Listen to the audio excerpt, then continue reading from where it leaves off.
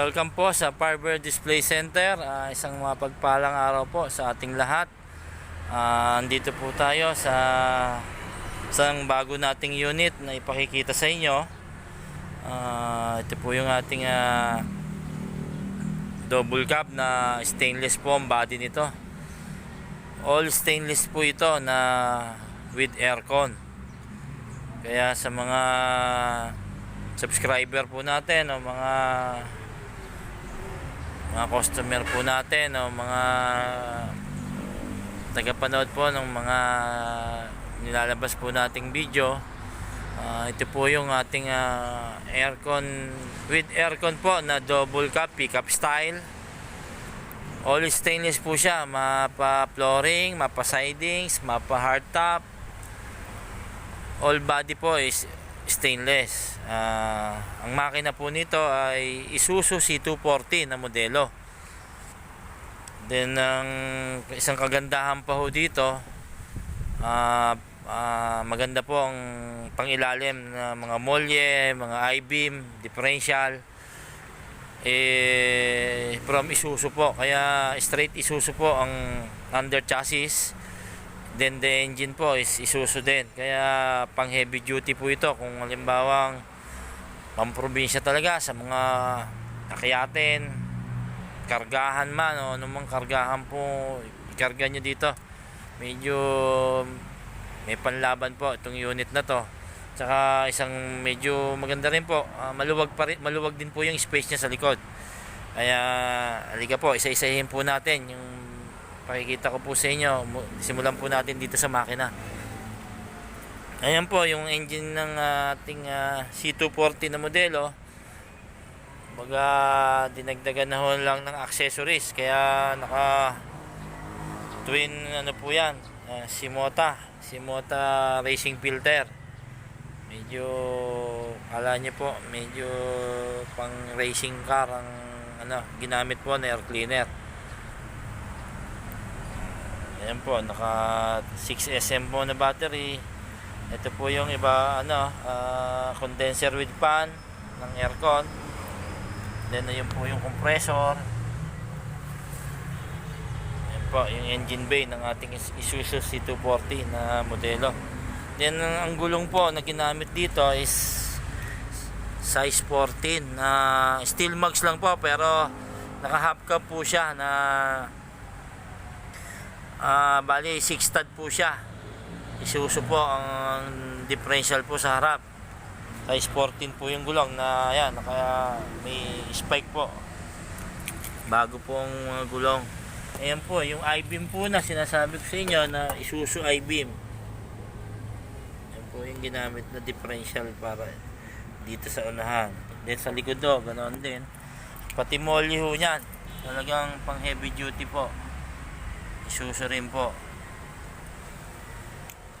Then ito po medyo mag-arbo po siya ng konti sa ilaw. Ito po siya sa ilaw. Then sa mga design ng sticker, ayan, kung mapapansin nyo po ang design ng sticker nya,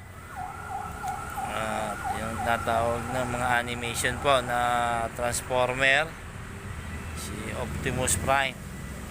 Yun po yung ginamit na design ng sticker dito sa body na to. Yan, all stainless po yung body nya, pati ho yung hardtop nya stainless po siya. And may visor na rin po siya dito sa harap, stainless visor. Ayan, tingnan po natin dito sa may parting likod. Ayan po, medyo malaki po yung space ng kargahan nya. Sa mga halos 1.5 metro po ang space niya sa likod. Yung pinaka trunk niya po, yan, may mga bars na rin po siya para sa kargahan din. Ito po yung salamin niya sa likod, may suporta na rin po yan na bar.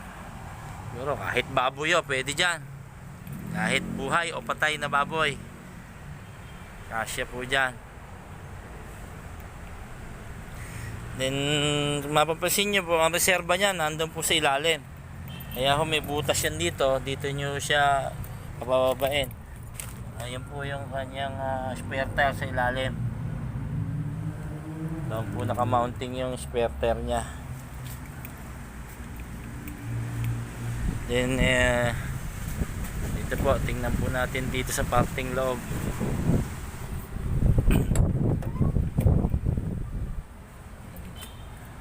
Ito po, naka-dashboard na po siya na Kia Pride.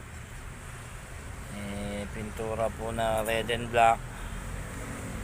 Meron na rin po siyang extra electric fan dito sa harap.